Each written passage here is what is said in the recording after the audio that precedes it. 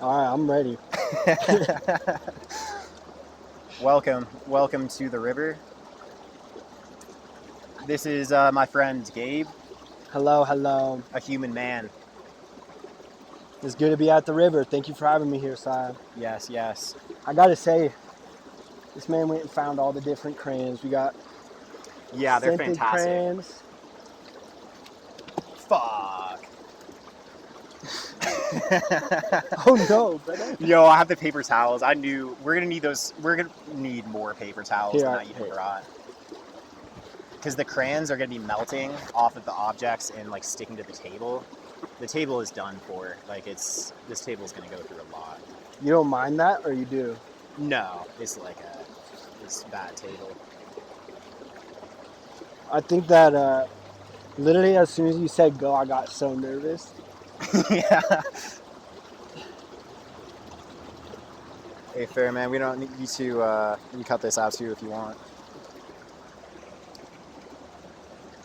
I did not watch that either the original podcast nor the condensed version. What's the condensed? Oh, yeah, of the most recent one. Right. Yeah, we were just talking about dreams. No, of the what you sent me for this episode. Oh, you're talking about. Yeah. Okay. Good to know. Yeah, I mean, we can talk about that. I can like summarize it, but I don't know if we should just jump right into that or even what to. Do you know what river this is, or creek? If I did, I probably wouldn't say it in the video, but I don't.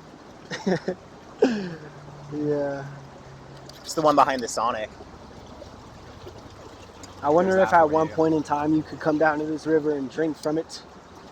Yeah, I probably wouldn't drink from it myself, but I say that I'll probably drink from it. I know, but is that like normal diluted creek water, or is this like, did man do this? Yeah, I don't know. I was saying when it rains, it literally turns like dark brown and gets going really, really crazy. So it's probably just the dirt. Yeah, and I mean, it's obviously very dirty around here, so. It tastes like grape juice. Doesn't it taste like, it tastes like raspberry. I've never had raspberry juice, but it tastes like raspberry. It's so good. It's like carbonated too. It's delicious. It's so good. Stella Rosa. I want the sponsorship from Stella Rosa. I want a sponsorship from Crayons. Not Crayola, just Crayons. Sponsor. Yeah, we need some more scented crayons. Yeah. And some skin tone crayons, brother. Do they smell good? We're gonna melt these crayons onto the statues, and then the statues are gonna smell so good. What kind of bird is this? It's got a red tail. It's a parrot. It's a parrot? Both of those are parrots, according to the internet. I'll give you a lesson on parrots. They come in all different shapes and sizes. Yes, yeah. I mean, I could be wrong about that, I don't really. This parrot looks like a lion. Yeah, that's a weird parrot. Yeah, these smell fantastic. What do you think they put in the crayons to make them scented? We're gonna start burning them and both pass out. It's a good question, bro. Does it not say? I don't think they have the ingredients list on the back of the crayons.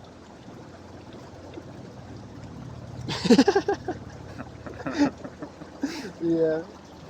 7 grams of sugar. Yeah, these ones are metallic, so the chances we pass out while burning them, I hope, are pretty high.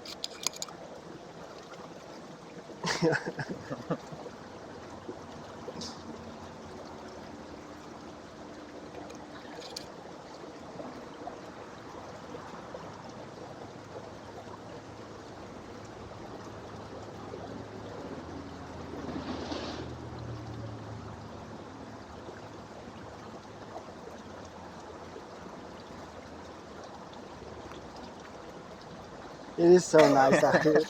I'm going in between thinking like it's awkward that we're in silence and just being like, it's such a nice scene. Yeah, no, for real. It's like it's a dope place to film because you forget about the camera very quickly because you're just in a river surrounded by river.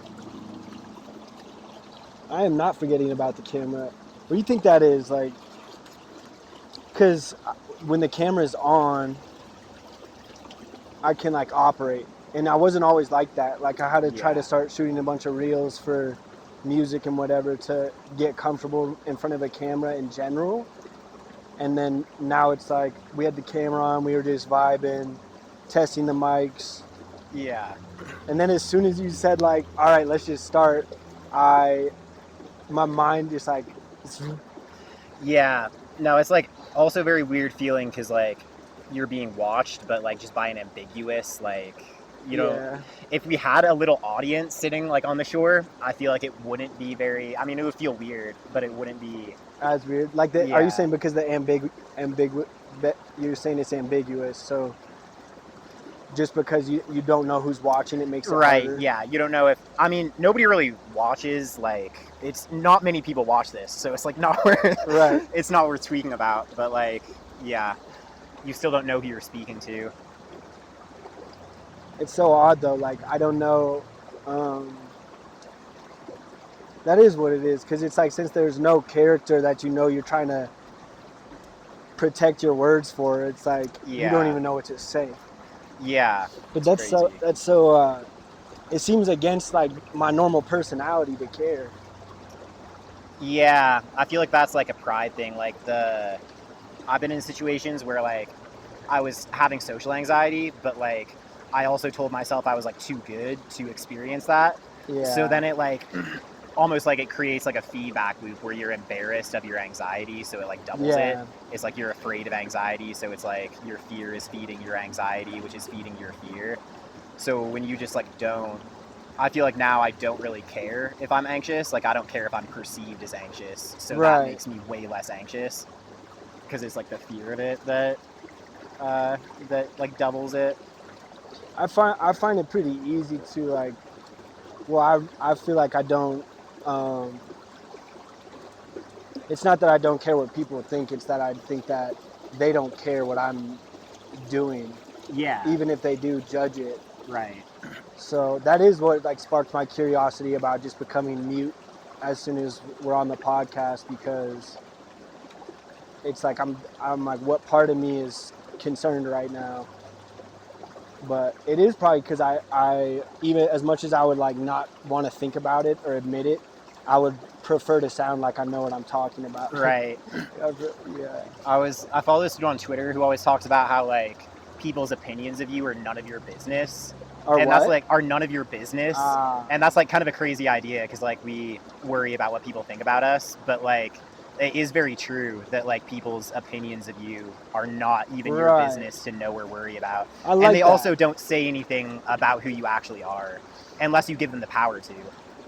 Yeah, I think like recently I've been thinking about how sometimes like a lot of the purity I had when I was younger went away as I tried to adhere just to comparing my life to whatever everyone else was doing, like whatever the majority seems to think. Like the more I see it, and if I thought I shouldn't do it at first, the more I see it, the more I think that there's something wrong with me in not doing it. And I've always like battled with that because I think like I wanted to protect my energy when I was young, and then I felt like I was more people were having more fun than me or more sex than me or whatever it was, and I wanted like to be like thought of like I could accomplish that by the world's terms. And recently I've remembered that it is to protect yourself, like it is, and the more you see like the spiritual beauty of sex, the less likely you are to just have it for no reason. Like it is pretty psychopathic to use someone for your pleasure. So I'm realizing like with things like that, I would rather be the person that seems like they didn't fit in, or which is like not even the right wording. I just mean to say like I would rather be forgiving towards other people for making decisions like that than like wanting to fit in. So then I bring on a new obstacle for me to get over in my life because of like the wrong path that I went down, which therefore was like taking away from where I would go if all was well. And to connect it to what you were saying, I think it's like that same pattern. Like it really is none of your business. Like no matter like how right people think they are, or even if like the messages they feel like they're getting in their life do help them get over the obstacles that are in their life, that doesn't mean that it should apply to you. And like it really is none of your business. And so when you try to think about, right, and try to compare yourself to other people, and everyone says like comparison is the thief of joy, but it's the thief of your true identity. Like you're adapting to somebody else's business. Yeah, I've been listening to this, or like not even listening to him, but reading about this philosopher René Girard. I'm actually not even positive he's a philosopher. He's like a French thinker.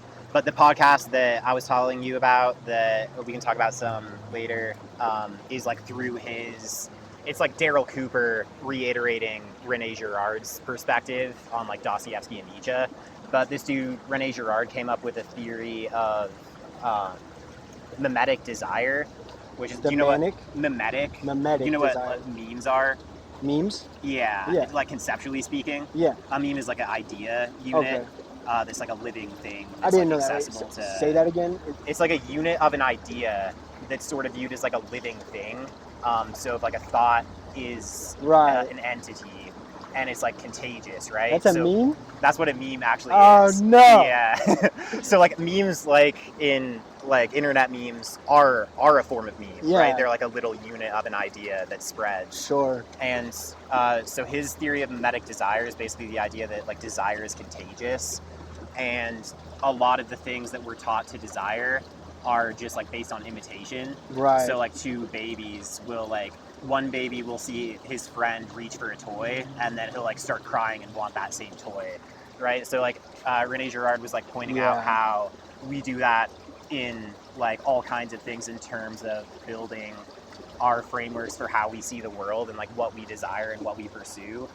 And he was talking about, I thought it tied interestingly to some things you were saying about like putting on a front or like idolizing yourself, where you're one thing he said was that you'll like act in a certain way, and then people will start imitating that.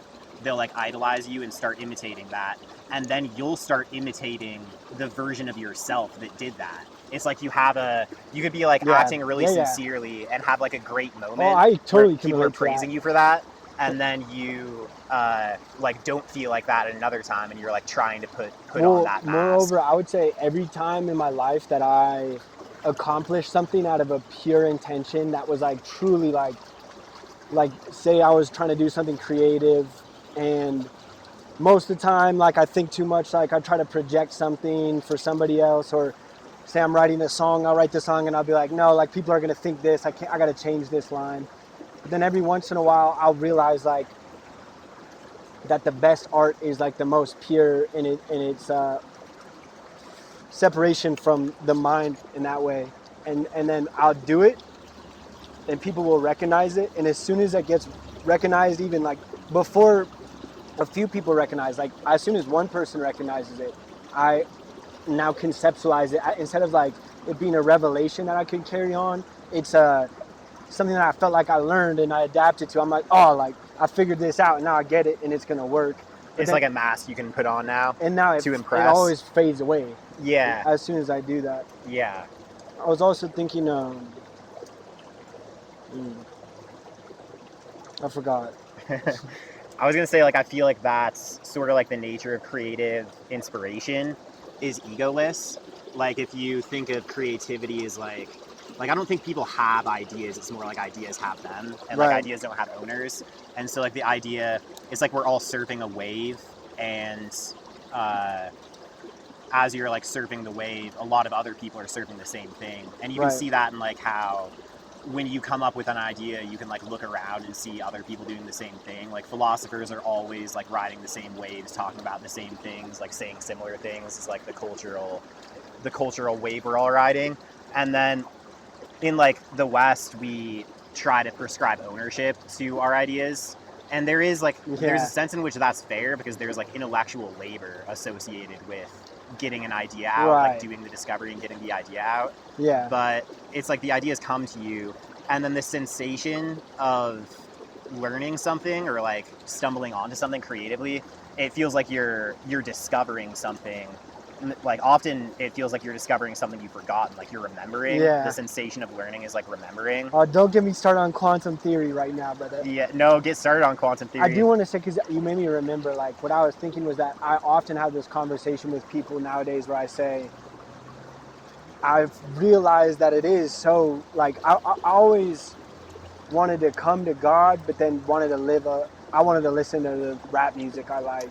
Yeah. And watch, like, oh, like the new movie came out that everyone's talking about, like I want to go see it. And I over like a couple years started to feel like, okay, like it is pretty obvious that there are people controlling narratives. Yeah. Like in music, this rap artists are only talking about, I don't know, but I would say that most major label artists are talking about things that are choices that would bring negative energy into your life. Yeah. And then a lot of people are acting like they fit in with those choices that have no reason to try that. Like it's so disrespectful. So like say someone joins a gang because it's in their family. It's like now you have people all over the United States joining gangs who have no need to. They just want to act tough. But a lot of, so like when I realize this, I say like, well, I don't feel manipulated by the songs or the movies. I want to still listen to like the newest whoever's album, and then I've started to realize recently it's like you don't, of course you want to, so you're gonna in your head make it seem like you're not affected, but then it's like you're saying there's literally a psychological term for desire being contagious. So like if every rap song is talking about objectifying women, and then we're gonna have a conversation on this podcast where I'm saying that I feel like I should be more psychopathic and having more sex. Like I've had that pressure in my life. So it's like, of course, like we're such sheep for real, and like it is like it's such a good word to say that desire is contagious. Mm-hmm. And I feel like that's like the argument against people who say like, yeah, well, I watched that movie and I thought it was screwed up too, or like I didn't like that scene in it as well, but it helped me learn about life and learn about what to stay away from. It's like whatever you say. Yeah. Like, yeah, desire is contagious, man, and like. So, and just the energy, like energetically, music is like. I think about how, I think people like tell you what they're doing without realizing it.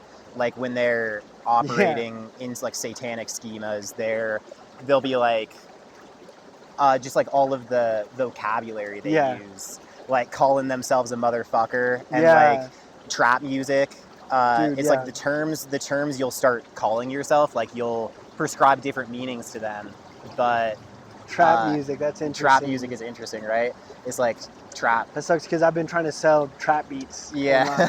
That's terrible, bro. Every one of them says melodic trap. Yeah, I don't know. Like, I think it's definitely not something you can put into words, but just energetically, I feel like all music is sort of like, I was gonna say is like trap in the sense that it just like creates the energy of the paradigms you operate in, like it's hanging overhead, sort of.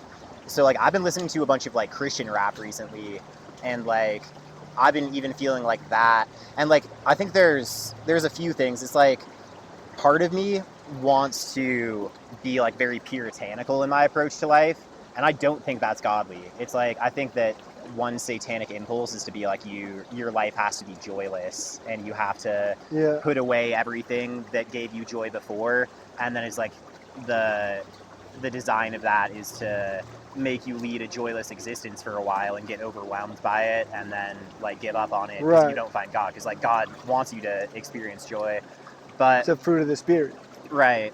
But like as I listen to a bunch of like Christian rap, it's like dude, there's some people I've never heard of that like makes sweet music that's like very very just like brilliant, and their lyrics are super good. Yeah. But like still the energy of it is like pure ego. It's like all be driving around So, like. And that's rap for real, bro. Yeah, exactly. And I mean, it doesn't have to be, because it can just be sort of like poetry over a beat, right? And I think but it's the energy of it. I can relate to that. Like, I feel like Christian music is growing like crazy right now, and there's some songs that I would say are more like, it's not like worship music. It's almost like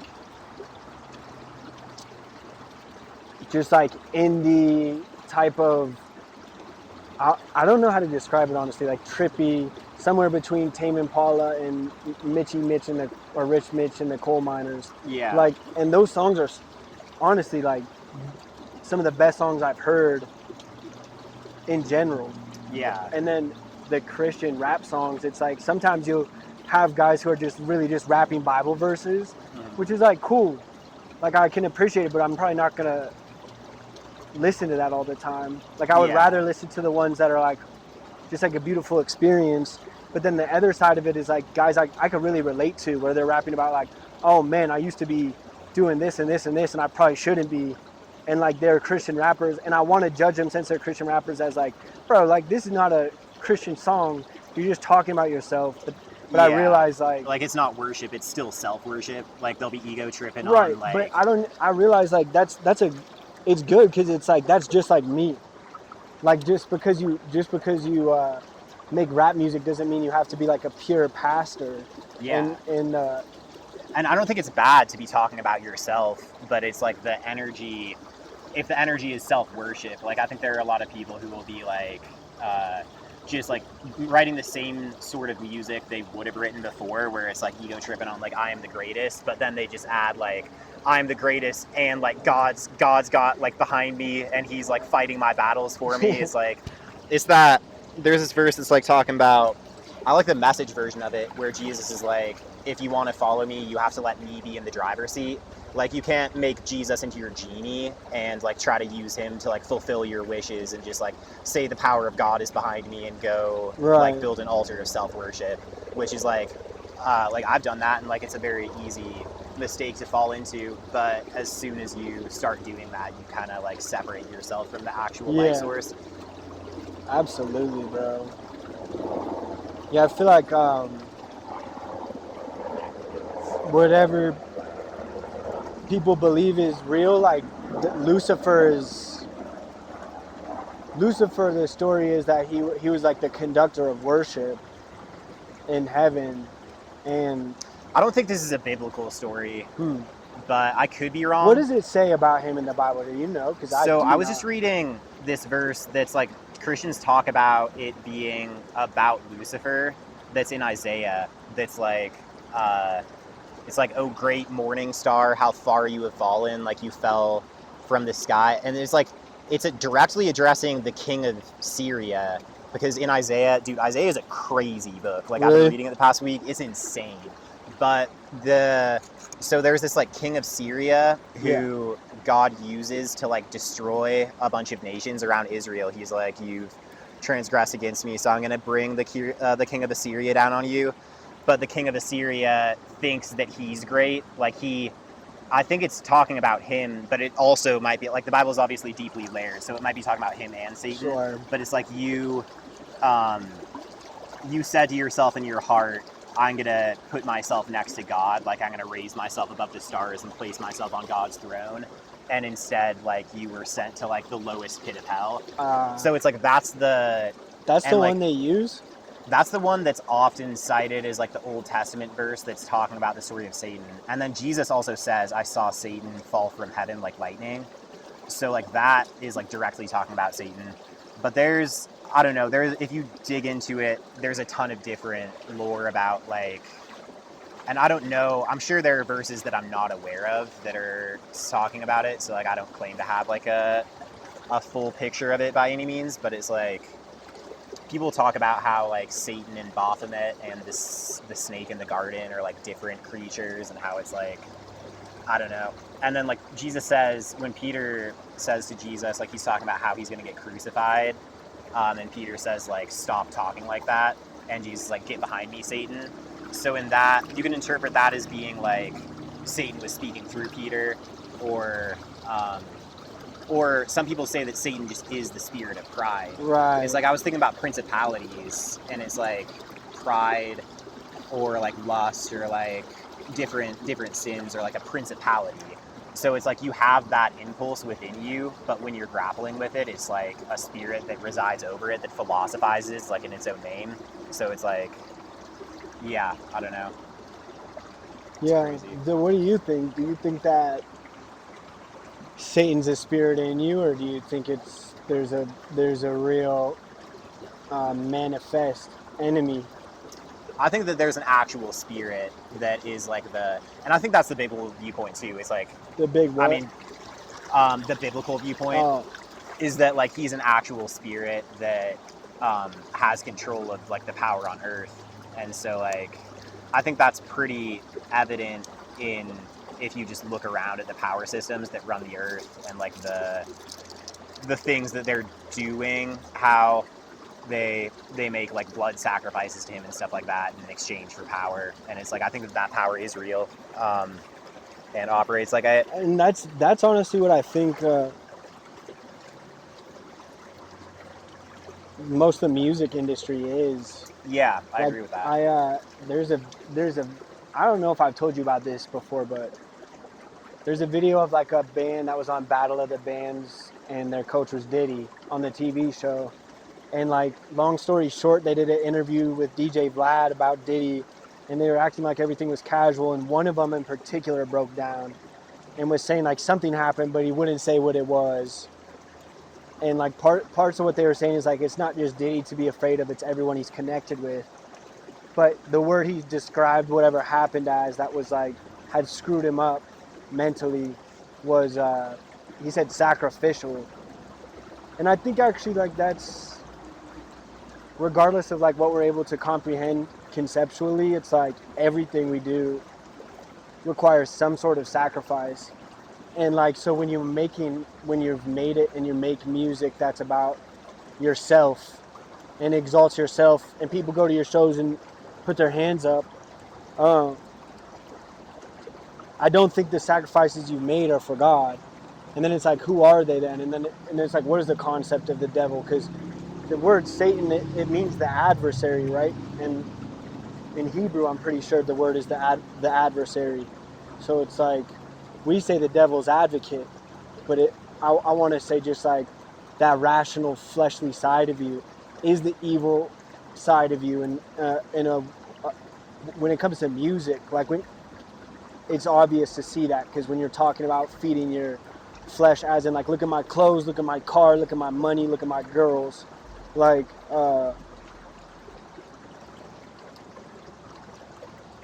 it's clearly not like, I guess love happens outside of yourself. Like, self-love is good, but people really take that and run with it today and act like you're supposed to sacrifice yourself for yourself. Yeah. And that really is the pattern of Satan in a way. Yeah, I think it is. Yeah. And it's like, you're not even sacrificing for yourself ultimately. I think you're serving him. It's like I talked about this with Alec, how like I think humans are like fundamentally servants, and right. we can't even serve ourselves. It's like we're always burning at the altar of something. And so like it's a lot of the currency we're given to pay is our attention. It's like they say pay attention. So like attention and like worship is the currency we've been given to give out.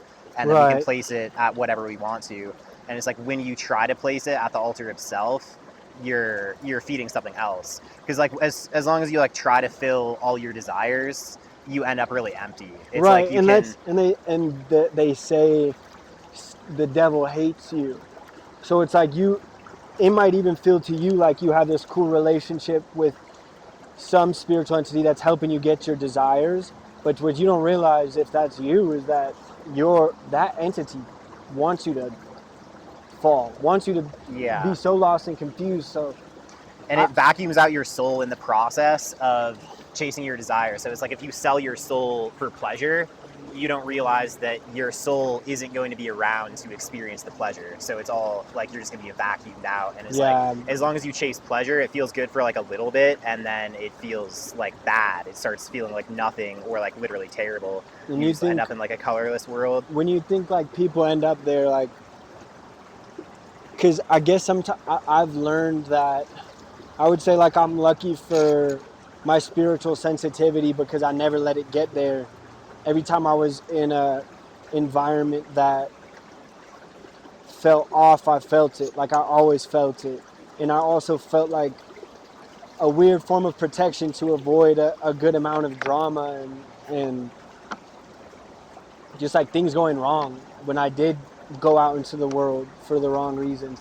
But when I run into people that I feel like have thrown away their lives to please themselves, I get angry, bro. And I feel like I'll feel like I look at them like, you are my enemy.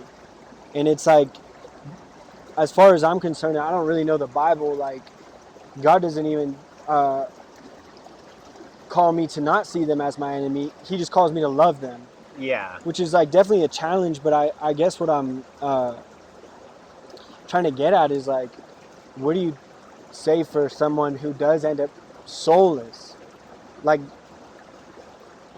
what's the line between their heart is hardened and God's not going to forgive them, and like, no, I can still invest in you as a person and just like be around for this? Like, how close can you remain to somebody who has traded pleasure for the healthy relationship with you? Because that's why it makes me mad.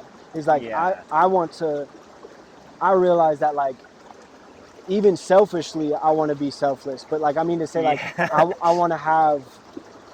want to be good to my wife one day, and I want to be a good father.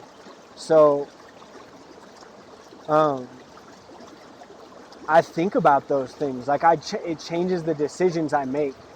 So, what I'm wondering, like, about your perspective is, do you feel like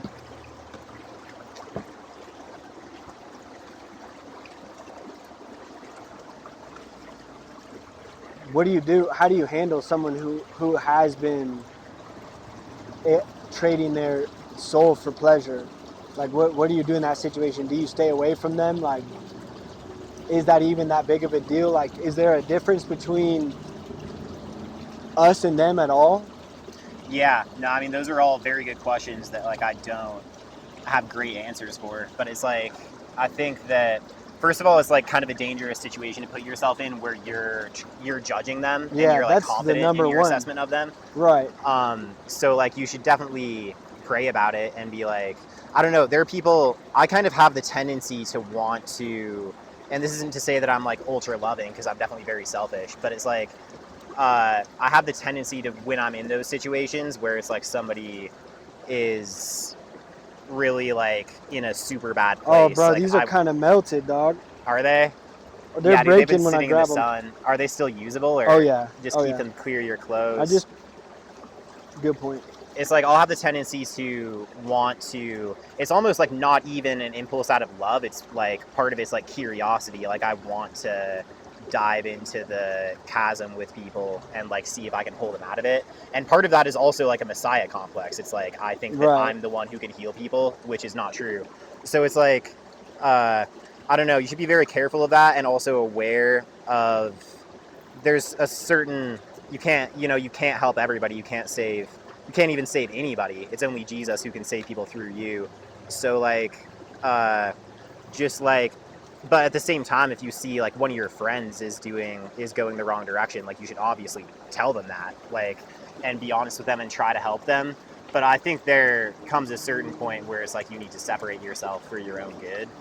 But it's tough to find that point. And like I've been in that situation recently where there was like a person who was like being very vulnerable and like breaking down, like saying they had no one to talk to, and like has a crazy life story and is like schizophrenic and just like has a lot of issues, and he had no one to talk to. And I was feeling at first like God wanted me to be in that situation to help him, but he was also making creepy comments. He was like, I don't even need to repeat his comments, but he was like making creepy comments like, if you're not supposed to help me, you'll know, type thing. And then so I was like praying about it, like asking for a sign. I was like, God, if you don't want me to help this guy, like if I should just stay away, like make my phone buzz right now. And immediately I got a call from like a locked number. And then again, like his dog doesn't really bark. So like I was praying again as I was walking out. He was out there with his dog. I was like, have his dog bark right now, if like that's just like to re-emphasize that message, and it did bark. And then again, because like I'll be like experiencing things that I think are signs from God that are, I don't know, it's like ever since I realized that there are like spirits in the air and I'm like not alone, and like I became not surprised by wild signs happening. It's like a lot of stuff in my life will speak very directly to my thought processes, and I'll think it's God a lot of the time, and sometimes it'll be like misleading. So like I've had some of that going on too. So again, I was like saying a prayer. I was like, God, was that really you? And I was saying this prayer. It was like my fridge door was closing behind me, and I had this book. I had a stack of books on top of my fridge, and the top one is called Getting to Yes, but it just says yes in huge letters. So like the second I finished that prayer, the book like knocked down off my fridge and fell in front of me and just said yes in huge letters.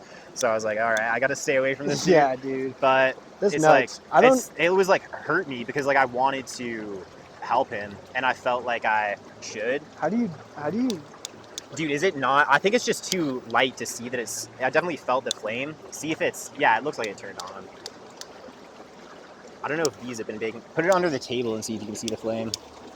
I think it is shooting. You have the gas on, right? Oh, but it's like, it goes for like just barely a second. Oh wait, what's this, lock? Does it burn out? It should be full of butane. Just hold it over the crayons and see if you can get some melting. But it's like, it's very difficult, especially if it's like one of your... Look at it under the table. Look at it under the table? Because it doesn't go for very long. Oh, see how it stops? You're right. I can use a lighter. Yeah, you can use a lighter. You'll just burn your finger. But, I mean, you can give it a try. You can also switch off with this one, or I don't know if it's... Do you think it's the wind? No, this one's going out too. I think it might just be their design. Our plan might be... I mean, it's possible the flame just... You can also just click it a ton if you need to, because, like, as you click it, they start to melt, and then... Oh, yeah, dog. There she blows. Oh, damn. And you can grab... It's gonna get messy, dog. No, for real. If you grab a handful of them, then as it drips, they, like, swirl together in cool patterns. Bro, I'm not gonna lie, this is pretty as fuck already. No, it's so dope, bro. It's so dope. And then I have the paint brushes if you want to add texture, or you can use a stick, or... that there's a smaller paintbrush somewhere, so if you want to do something right with, now like, it's eyes, quite literally dripping. Yeah, bro, it's crazy. Crayons. I feel like maybe we should start the podcast right here. Yeah, we could. I don't know. You think I don't know. We can see in post. But it's like, especially if somebody like that is like one of your friends who's in like a horrible situation, like you try to help as much as you can without getting sucked into the hole, you know?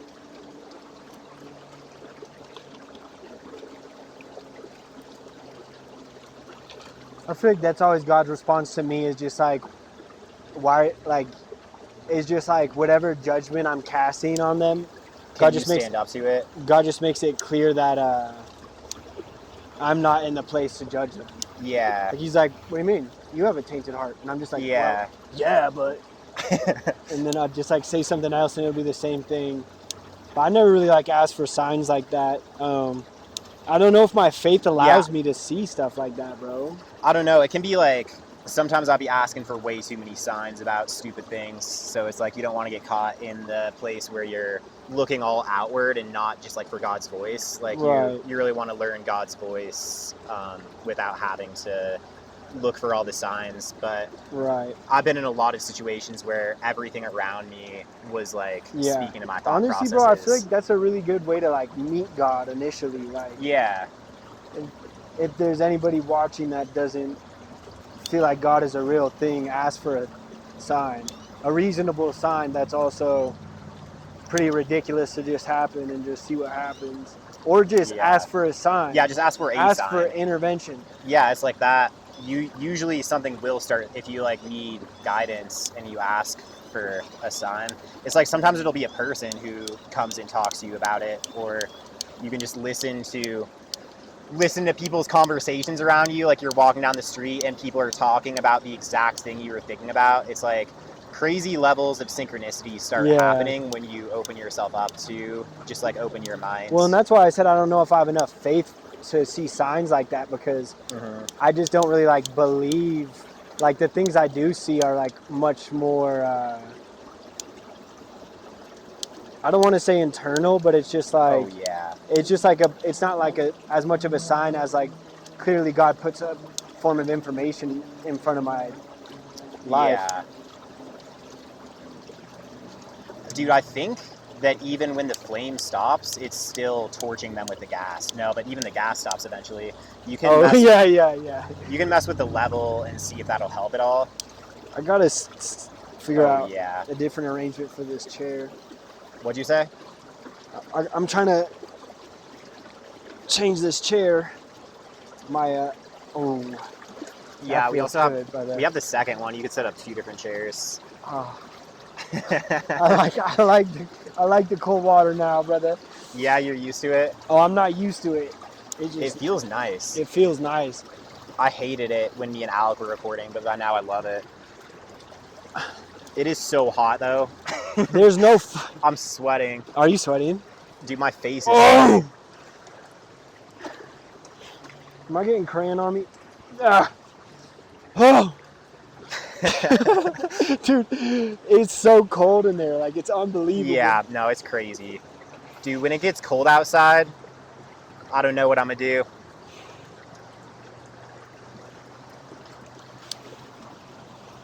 Your lion looks like a bucking bronco. I can't hear you.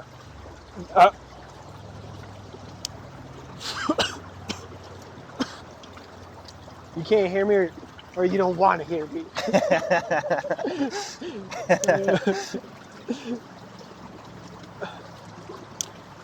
What's up, y'all? Welcome to the River Talks, guys. Today, we're out here with my friend. Oh! Bro. We're melting crayons. Some of them smell like fruit, various fruit. Are you melting the ones that smell? Yeah, let me see. Can you smell it as they're melting? Oh, yeah. Oh, that's so sick. Let me tell you something about this parrot head. Bro, it smells good. These statues are going to smell so good. Smell. So, oh, yeah. Basically, we're outside. We're in a creek. It's a really polluted creek. But we love it. Yeah.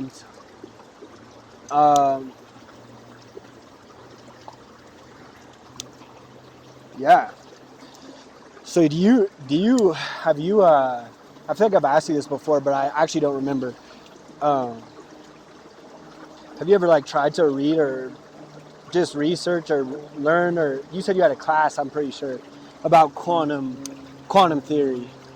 I just did, when I was doing all those, I don't know if you remember, I dropped out of CSU for a minute, and I was doing a bunch of, I think they're called like the Great Courses or something like that, just a bunch of like online classes. So I did one of those on quantum physics, but I remember a few things from it. I don't remember a ton. You said it was confusing? No, I said I remember a few things. Okay, so you can't do the orange and the green at the same time because it just looks like diarrhea. Yeah. So you got to get the pink to dry, then you hit it with the orange, then you hit it with the green. If it looks bad, you can always just melt some new stuff over it.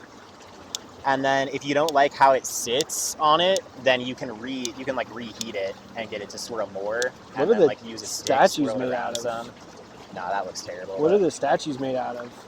Those are made out of resin, so it's possible that they'll melt. Yeah, this is made out of ceramic. You're like, if you don't like it, just mutilate it. Yeah. Yeah, and we were talking about quantum theory a little bit the other day. On the phone. What do you got to say about it? So I don't really feel like an expert, or like I want to say that I technically understand it. Yeah. I think... I don't think anyone actually really understands it. It's like that's one of the... I would say this is what I heard from my friend Donnie, who studied physics at Boulder. He said like quantum theory is pretty easy to comprehend relative to the math, which is like ridiculous. Like it's just a combination of a lot of math that you're trying to condense big equations into something you can notate. But I started hearing about quantum computers. I definitely heard the phrase quantum theory for a while, but I registered it when I heard about quantum computers work faster than a regular computer, like are more capable. So then a quantum computer, I learned, is just collapsing to the most likely outcome. Did you see if the camera's still recording, by the way? It looked like it was dim. It looks like it was dim. Like it was still recording, but okay. It was just like... I turned the brightness all the way down, so... Yeah, I think it's still recording. But, well, long story short, so I don't just like get caught up in it, all of it. Like recently I've been hearing more quantum theory applied to humans and manifestation. And I will summarize quantum mechanics, my understanding of it, by saying it's all about collapsing everything but what's most consistent. And then also, every time a particle interacts with another particle, they're forever attached, no matter how far they are from each other. So the idea as a person is every time you go down a crossroads, there's a version of you that went down the other side of the path. Right. So, and that's the connection to the multiverse, to say that there's an infinite number of you that went down whatever paths. So the idea is that you can resonate with, if you can consistently resonate with the identity of yourself that made all the right choices, then the universe will adapt. Like you'll collapse into that. And like I've always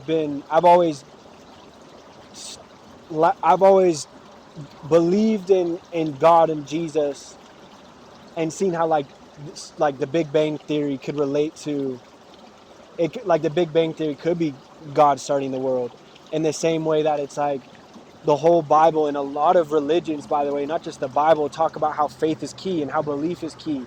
Or we could talk about the new wave spiritual stuff and say that like you can envision yourself and manifest things, and you can positively affirm yourself to become something. And what I would say is all of those things don't really work, do they? Because they might work for someone and they're like, yo, you got to do this.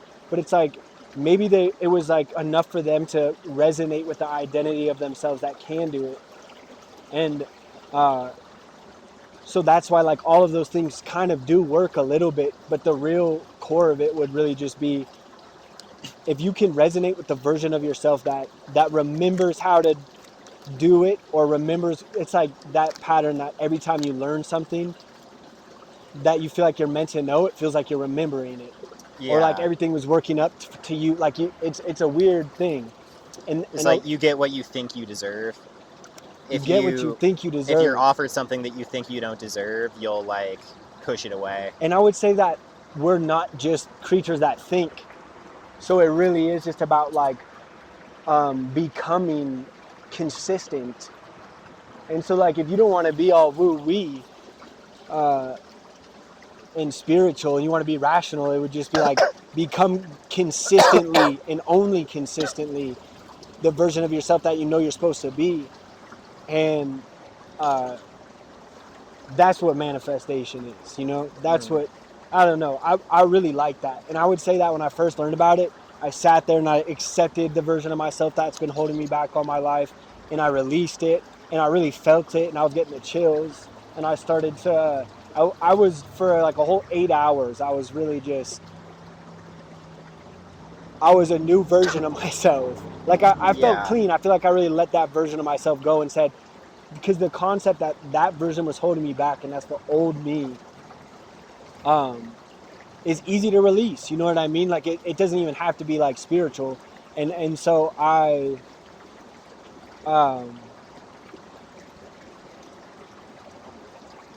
but I don't know if you want to call it like your old self fighting to come back, or like fighting not to die, or just like, since we're creatures of habit, like, no, what it really is like I spent my whole life acting one way, so that's my comfort zone.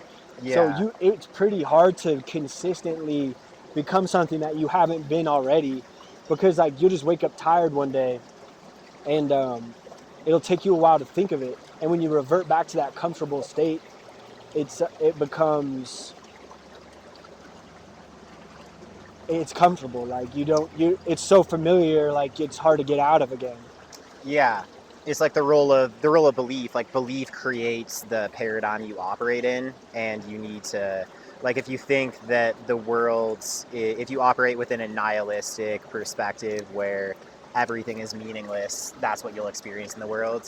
And it's like, what I said to you on the phone when we were talking about this is like, that sort of like new age conception of it, like, sort of removes God from the equation.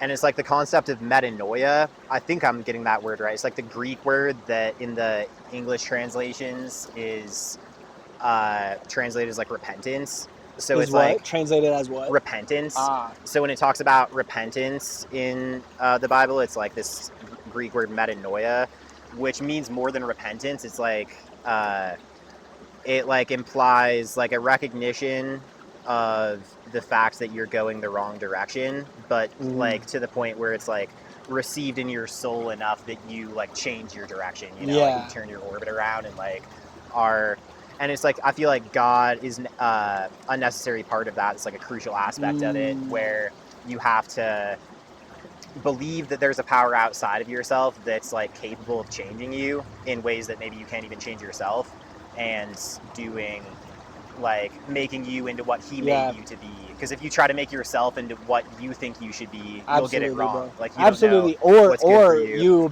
you next thing you know, you're Elon Musk, and like I shouldn't have said that name. I just mean to say, like, you can become something you were never supposed to be and feel really good about it.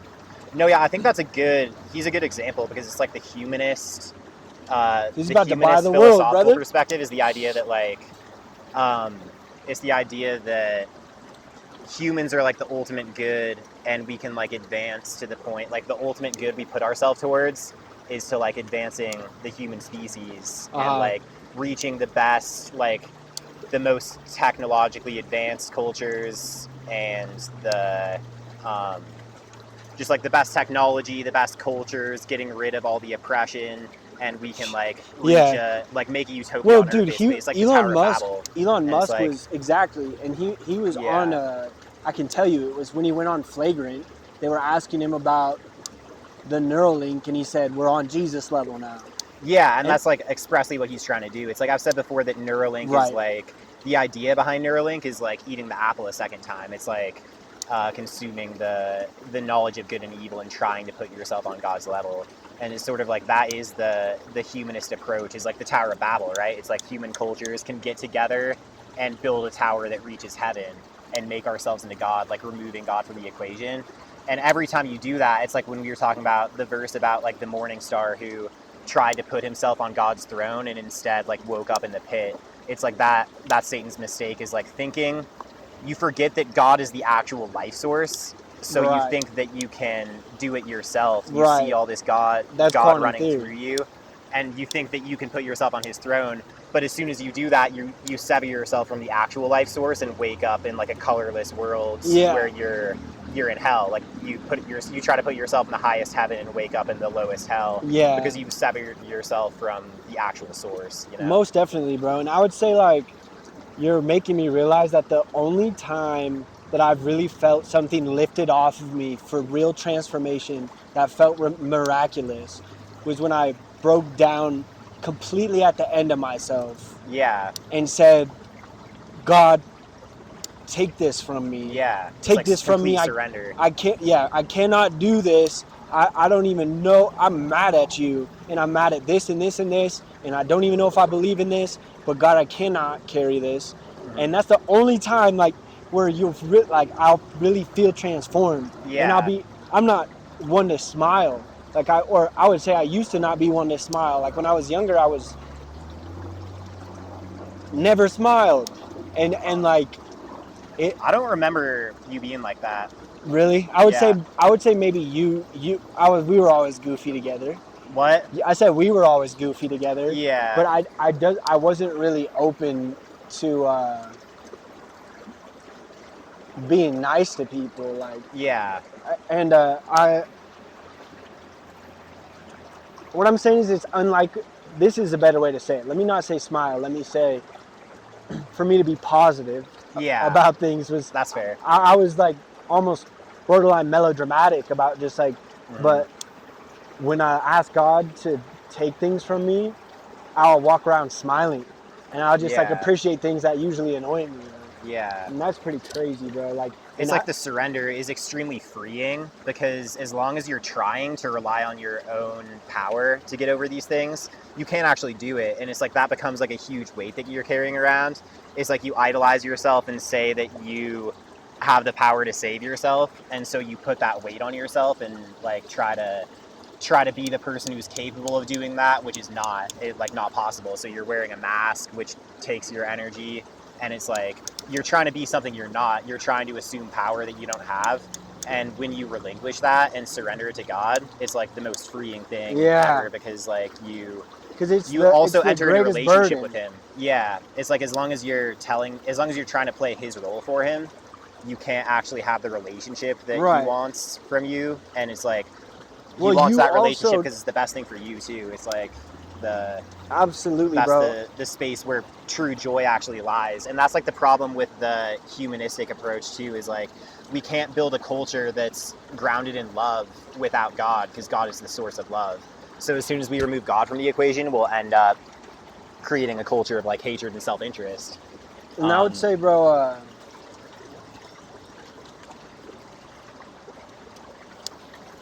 I never, as long as I'm avoiding giving God that burden, in the back of my head, even if I can't admit it, I assume that God's against me.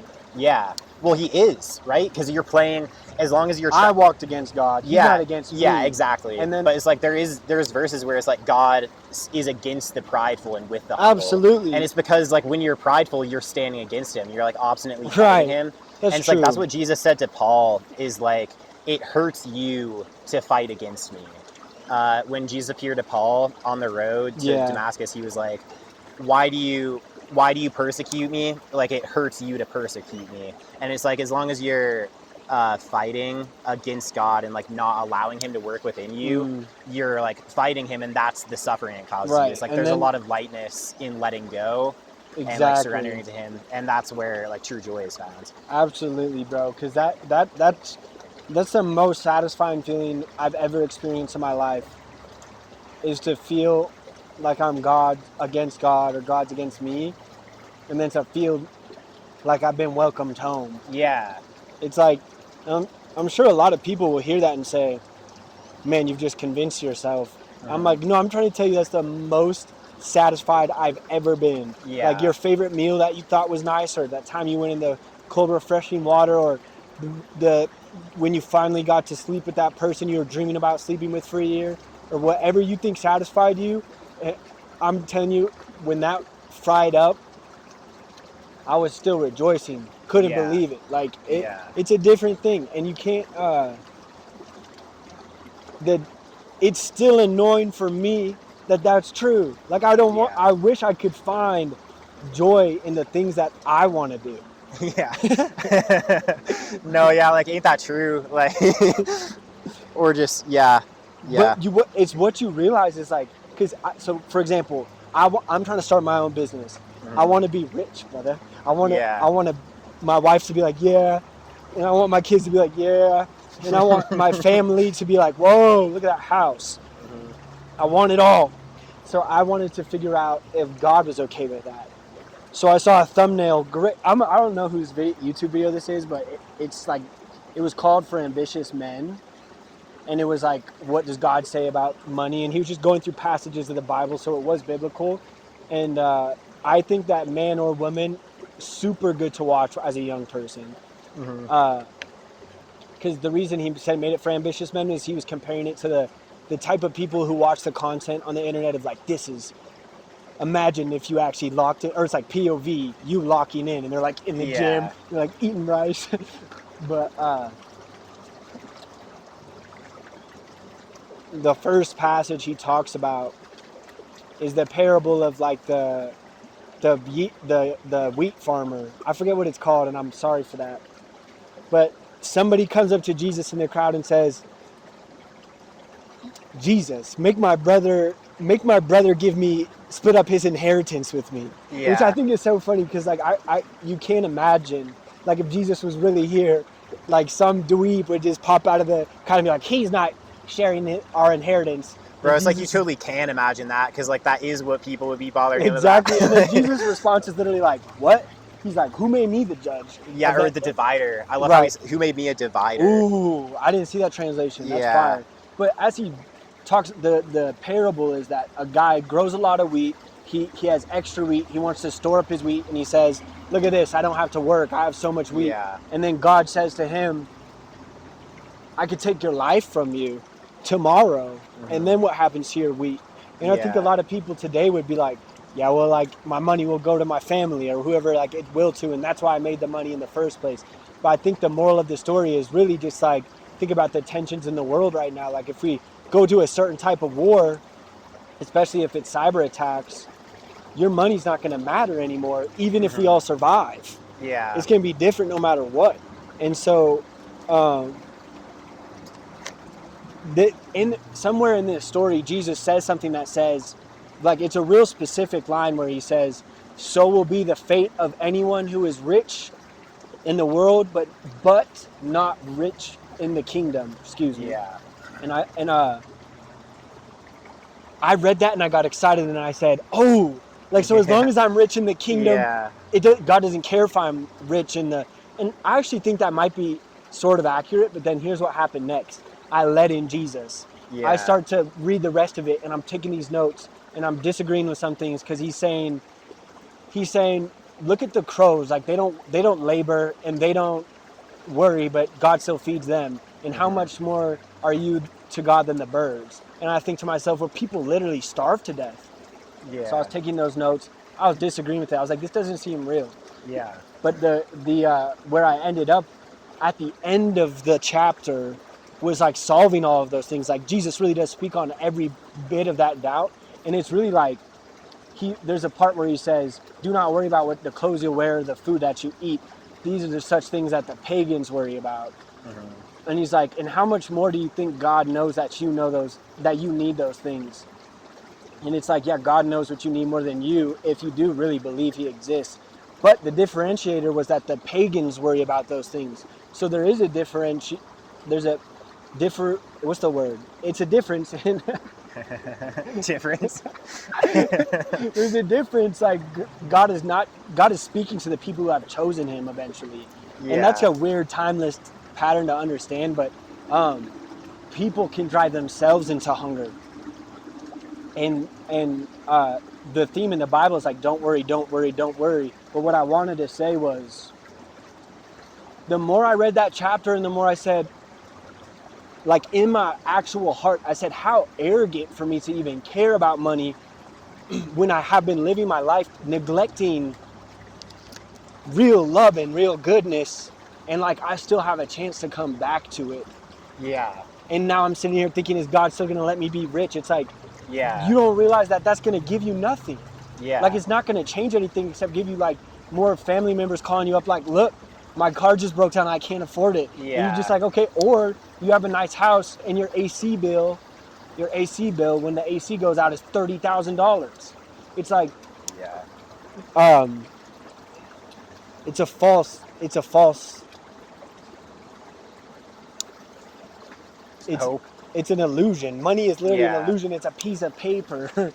It goes back to that idea of like mimetic desire, like desire being contagious and looking to the world to inform what you should hope for. And it's like Girard was like reaching these conclusions. He was like a skeptic who like prided himself on being a skeptic. And as he realized this, he was like looking at all of literature and viewing it through the lens of being about this like mimetic desire, where it's like, I don't know, like a lot of literature will be like love triangles, for example, where it's like two guys competing over the same girl. It's like as more people desire her, everyone, it's like it becomes the object of everyone's desire, or whatever it is. Like he talks about how there's this like scene that's in a lot of them where I think like I lost a crayon brother in the river. No! It's all good, but there's a yellow crayon down there. If only we had more crayons. Yeah.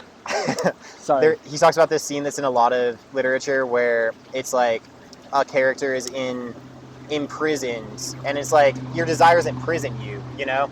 And especially if they're not even real desires, they're like learned desires. It's like you end up trapped in this cage where you're saying like this thing or like this person or whatever, I need to be able to experience real joy. So it's like you become dependent, you outsource your joy to something else that's like, first of all, even if you get it, it's not going to bring you joy, but like you're probably not going to get it either, because when you're operating in that schema, it's like things will evade you.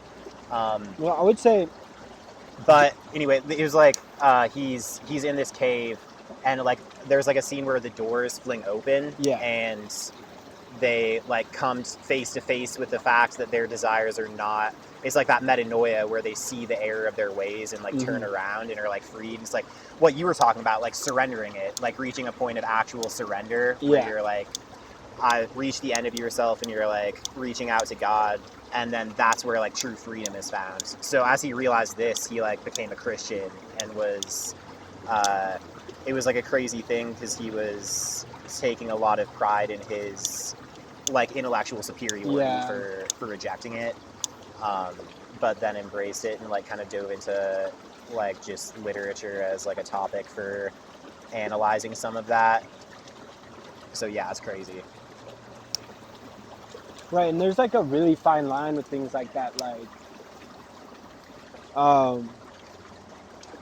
like in Taoism, there's 4 enemies to discipline, and the 4th one is the discipline itself as pride, because if you can make it past the other barriers and become a disciplined person, you might get angry when other people aren't disciplined, and you might identify, instead of like you used to be disciplined because you wanted to get stuff done, and now you're disciplined because you think it's your identity, and that's why you get angry at people for not being disciplined, and that's why but it's like the fine line between discipline being this like, of course it's a good trait, right? Like we know that, and we know that mainly because it's hard to accomplish.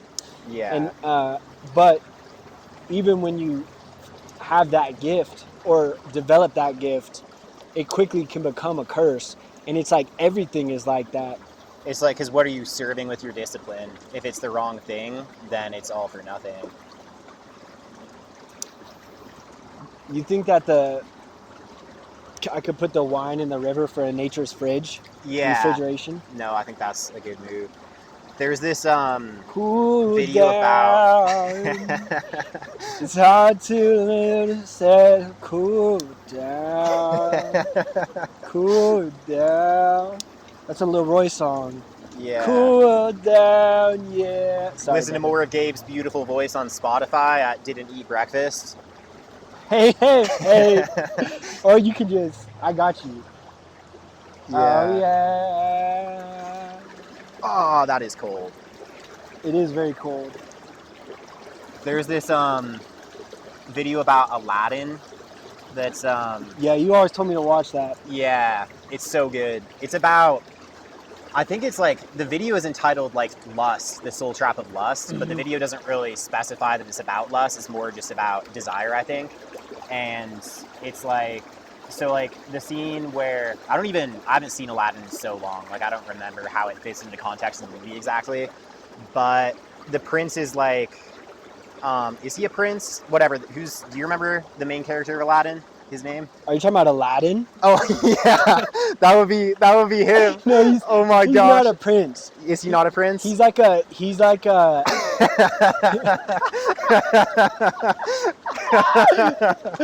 oh my he's gosh. like a thief. He's like a thief? But he's like a good, like. Is it a princess that he's trying to marry? He's trying to. Okay. He falls in love with I've never even seen it, I'm pretty sure. You've never seen Aladdin? But I've heard this story is that he's like,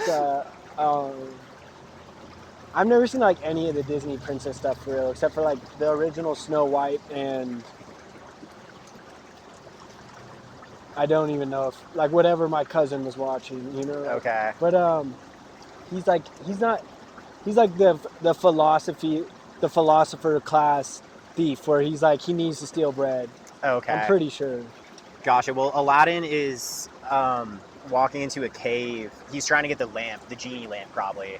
A genie lamp? It's probably the genie lamp. Right. Or it's just like, in the video that talks about it, it's like the lamp is like a metaphor for like Jesus. It's like the light that illuminates your soul, you know? It's like the inner light that will make him capable of getting what he actually wants, you know? So it's like and he's accompanied by his monkey, and the monkey is like a metaphor for like the flesh, or like your animalistic self, or like the desires of the flesh, so like lust or pride or whatever. And something tells him not to touch anything in the cave and just to go through. And so him and the monkey are going through the cave, and the magic carpet is with them too, like flying behind them. And there's like a long staircase. They're walking past a bunch of like shining objects. There's this ruby, and there's this like long staircase that leads up to the lamp that's like sitting on a stand at the top of the staircase. Yeah. And as soon as the monkey like lays his eyes on this big red ruby, he like runs at it. His eyes like glaze over, and he like runs at it and starts trying to grab it. And the magic carpet grabs his feet, so he can't grab it. He's like staring in front of it, like reaching his hands out toward it, like desperately trying to grab it while the magic carpet is holding him back. What's the magic carpet supposed to be? The Holy Spirit? I think the Holy Spirit. And then Aladdin's like not paying attention to this. He's walking up the staircase to get the lamp. So it's like the split selves, right? It's like the flesh and the spirit. And the monkey like keeps like grasping at this jewel, like trying to grab it. Yeah. While the carpet's holding him back. And then he like falls on his face because the carpet's pulling him back. Yeah. And eventually the carpet lets go. It's like, fine, if that's really what you want, go for it. And then he grabs the crystal or the jewel or whatever, and the cave starts collapsing. I think in the movie, like, Aladdin grabs the lamp. I'm not even sure, but I think he grabs the lamp and they like run out as the cave is collapsing around them. But it's like a metaphor for like lust, or just like lust in the Bible is like not even just sexual. It's just like whatever desires you're chasing from your flesh. Absolutely. So it's like, that's the idea of like chasing like whatever it is outside of God as its own end is like a jewel in the cave, right? It's like only going to lead to the collapse of the I would cave. say you can even, and we know this very well, you can even look at God like that. Yeah. Like you can, it's like we were talking about. Not the real God. It's like you can create false. Well, I think you can find God and then say, oh, like, I'm God. Yeah. And then. So, but then if you say that, you didn't really find God, I would say. It's hard for me, bro, because I feel like I've seen people come to God and then I watch them be disingenuous with it. Yeah. And then leave God. Yeah. And it's like, with myself also, like, I know that the Bible says that, like, you don't really know God, you don't really love God if you're still returning to these things. And it's like, I feel like you can go back and forth. Yeah, no, for sure. And like I have plenty, but it's like I think that. Do you think once you're God's, you're God's? What? Once you come to God, like, it's written you're going to heaven? Well, obviously not, but.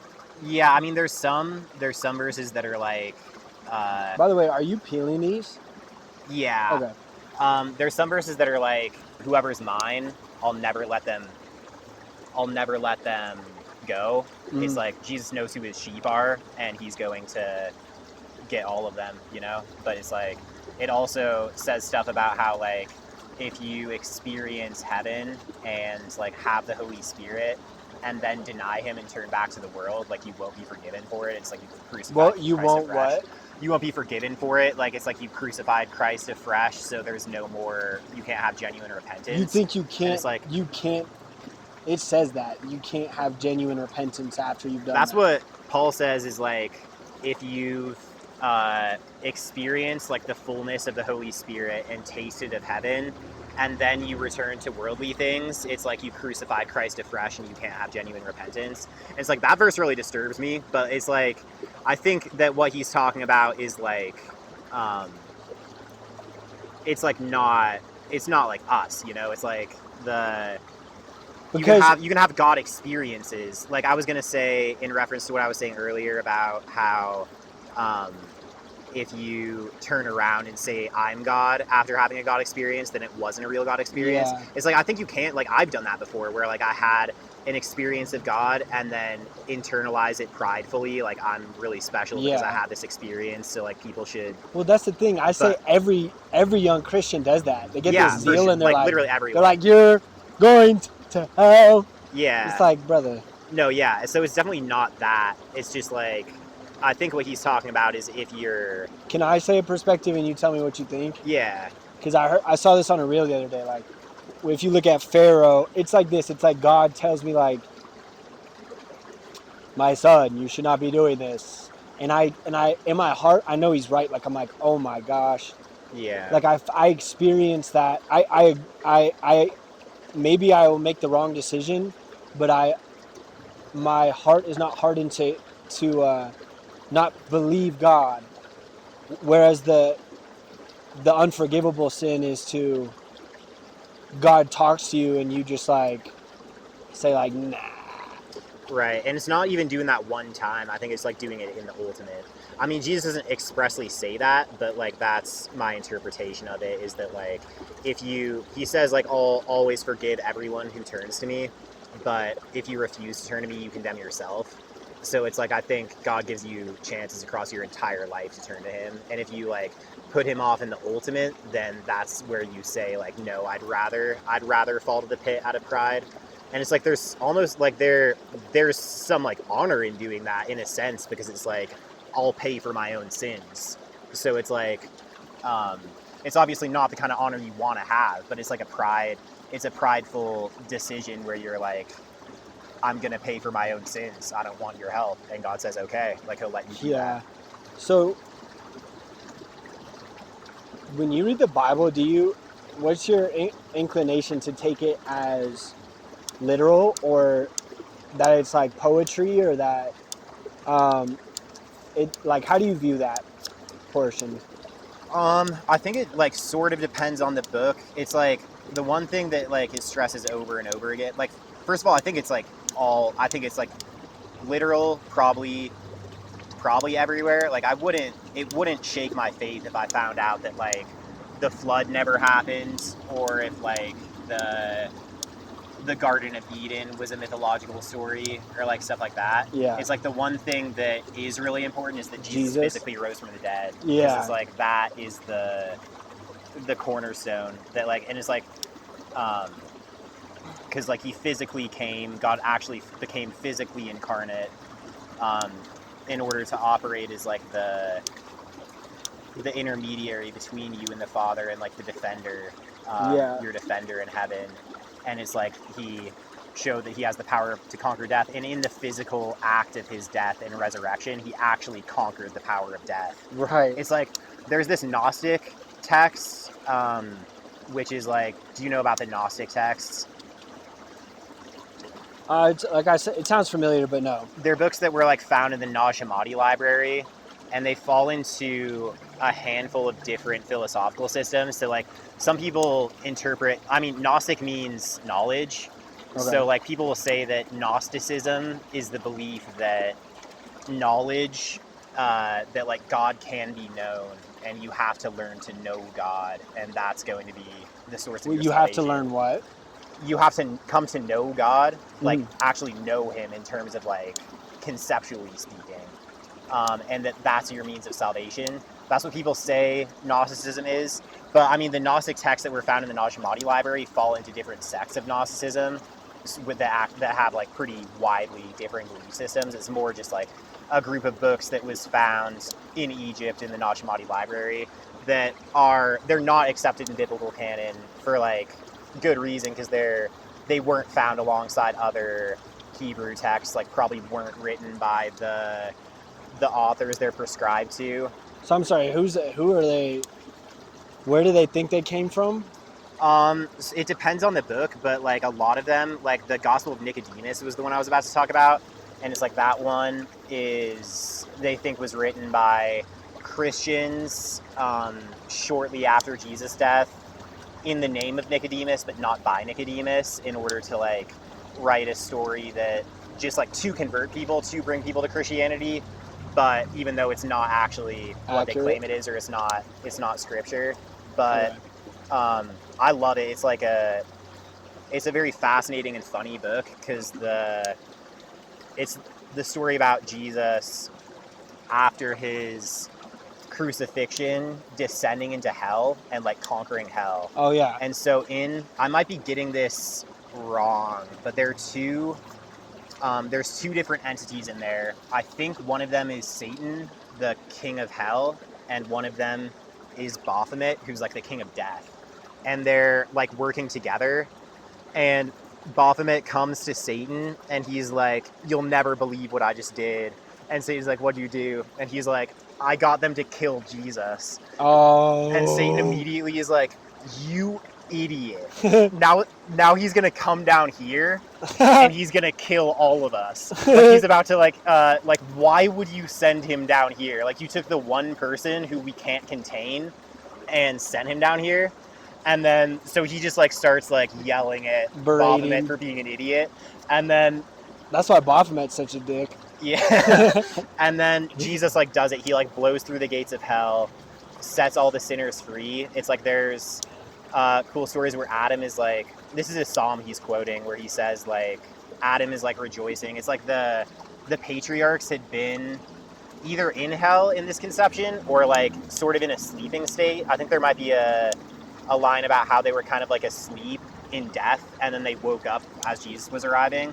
Yeah. And then he like blows through the gates of hell and like sets them free. And Adam is like talking about God is great, like his anger lasts for a moment, but his favor is eternal. And then Jesus sets them all free. He like opens the gates so everyone can go out. It's like, I think that's really cool, the idea that hell's gates are open. It's like you stay in there by choice. Right, I've heard that. That's what he'll do. Like, I've heard interpretations where people say that's what's going to happen when it's all over. Yeah. I think that I don't think, like, I think that could be biblical. But, like, then Jesus comes into, like, Satan's throne room where Baphomet is sitting there all, like, nervously. And he also goes, like, Baphomet, you idiot. Like, you are so stupid. No, Jesus not talking like that. No, yeah, I don't remember exactly how he says it, but he does, like, he roasts him. Jesus is steady roasting everybody. No, yeah, Jesus does, like, absolutely barbecue. It's because the truth hurts, brother. Yeah, no, for real. Like, dude, I was thinking the other, like, the Pharisees were like... Can I keep this parrot? Oh, my God. Yeah, you can keep it. It's dope, right? Look at that shit. Dude, that is so sick. The Pharisees were like, do you realize that what you're saying to us right now is offensive? And he was like, yeah. And then just like leans in like 10 times harder. Wait, Jesus did that? Yeah, that's like that happens. I forget the actual verse. But anyway, he goes into the Satan's throne room, like rebukes Baphomet. Both him and Satan are just torching Baphomet. And then he makes Baphomet Satan's servant for the rest of time and just like leaves the gates open. So it's like, that's not biblical canon or like necessarily. I always felt like the story of Jesus, like, because like, especially to people who aren't really ingrained in like the biblical stories, like it seems like there's a disconnect where like Jesus died for your sins. Like, what does that mean? Where's the connection between? So it's like the idea that death couldn't contain him. Like, he submitted himself to death, which couldn't contain him, and conquered it. Is like captured really well in that story. Yeah, well, and that's first full circle, bro, because I was thinking about Baphomet when I asked you if you think that there's really a manifest devil, because XXXTentacion has a rap verse where he says Baphomet asked for his soul. And there was a time where Lil Uzi Vert had changed his Instagram to they, them. And I saw a video. This was the first time I got introduced to Baphomet, was that they were saying that Baphomet is both genders. And that's all I'm saying about that. I'm saying nothing else about that, because I don't feel like I... Go off, big dog. I genuinely don't judge anybody. Like, I don't know what that experience is like, so I'll never act like I do. Yeah. But I'm saying that Lil Uzi and all artists, the pentagrams and you don't have to go far in music to find out that people are being blatant about their relationship with so-called Baphomet. So who is Baphomet? All I know about him is that he lives in hell. He has like the face of a goat and the body of like Bigfoot. I don't know. It's the body of a human with the body of a human, and boobs he has these hand curses that you see like on Playboy Cardi's chains and stuff. And I'm probably speaking to some of this stuff incorrectly, but I always wondered, like, it's like, what is that? Is X just XXX Tentacion? Because he really does have a verse where he says that he gave Baphomet his soul in trade for something. I forget what it was. Probably just his fame and money, or success. But like, is he being metaphorical, or do you think that he's really met with the manifest version of Baphomet? Yeah, I don't know. I think that people do sell their souls to entities that they know are there, and get things in exchange for that. But it's like there's a ton of interviews where people admit to that. Like Bob Dylan said that openly. Yeah. Like Bob Dylan one is crazy. Talking about Baphomet, or was he just talking about the Rain Man? He was talking about Satan. Well, he said in an interview, like, I sold my soul to the guy who's in charge here. Yeah. In exchange for fame, and it's like. Yeah, I think that they're... Well, like, and have you heard about... Actually, this was inspired... You can find interviews for the director of Sinners where he's saying he was inspired by this. If you look at, like, early blues music, there was this guitarist where he has, like, a song actually called, like, The Crossroads with the Devil. Don't quote me on that. And I do forget his name, which is unfortunate. But the legend is that he was a really bad guitar player. And then he did literally go down to the crossroads and met the actual devil who said... If you give me your soul, I'll tune your guitar, and you'll be the best guitar player that lived. And he came back, and he was doing stuff people had never heard. And to this day, his music is crazy, bro. Like, he's doing things that are, like, advanced techniques to this day. And his recordings are kind of, like, it's super spiritual to listen to. And and that's the crazy thing is, like, Bob Dylan or a lot of those, like, you listen to their music, you think it's, like, divine. Like, because like it's very spiritual. Well, and that's full circle, because the reason we were having this conversation earlier. I don't really remember the details of it, but what was on my mind is I think that this energy when I'm listening to a rap song and I'm driving and I feel just immense swagger and I'm like, bleh. I'm like, like let me put on my glasses and put this freaking blunt in my mouth and just like I feel like that is. Recently I had this idea where it was like, what if that is literally the flavor of Satan? Yeah. And to just be like, because it's like worshiping it's like yourself. Pride and obstinance and self-worship. It totally is just as that simple. So you think it's like, oh, this song makes me feel like a badass. And like people are like EDM, it's like the heavy stuff is like, the visual's always like a giant robot, like, ooh, ooh. Or like Excision's like a dinosaur doing the same thing as ooh. But like... And people are like, that should be innocent. It just gets me pumped up, but it's like, that's not innocent. Like to look like you're worshiping yourself. Yeah. Whether you want to define it as something else or not. And then the perfect thing to say after that is like, to sin is to make an excuse, is to excuse yourself. Mm-hmm. Is to justify, is to walk away from God with your own justifications and judgments. So if you want to be like, no, I don't think it's that bad. I feel fine doing it. It's like, be careful, because you can look around at everyone else and understand that their judgment is definitely diluted. Yeah. We should take a quick break after. Yeah, I was just gonna say again. Yeah, like I think that you can genuinely make like covenants with Satan or demons. Like I don't think Satan is omnipresent. Like I think he sends messengers to. But they're like, and they would want to lie to you. They would want to make you see an illusion. Right? Yeah, he's the deceiver. But it's like you can trade for pleasure, like worldly pleasures. But like you're not even going to receive the worldly pleasures. It's like he's the deceiver, and like he'll vacuum out your soul and your capacity to even enjoy the pleasures that he's giving you. So it's like if you trade your soul for fame, you won't even enjoy the fame. You know? Yeah. It's crazy. But you want to take a quick break? Absolutely, brother. Oh, dude, my feet are asleep. Yeah, dude, my feet. Oh I can't walk on asleep feet. Oh my goodness. Bro, when did my foot fall asleep? Hope. I can't walk. I can't even walk. Oh no, I can't even walk. I can't even walk right now. I tell you that. And let me tell you something. Every time I look at this tree, I see the tree bark and I see it coming down the tree. And I say, who scraped this tree? Because someone clearly did, and it looks like maybe it was erosion, but that's pretty cool because a lot of this tree, it looks really smooth along the bark in this one specific area. And if someone did that with a knife, it would have taken a long time and it would have been really perfect swings like they were a samurai.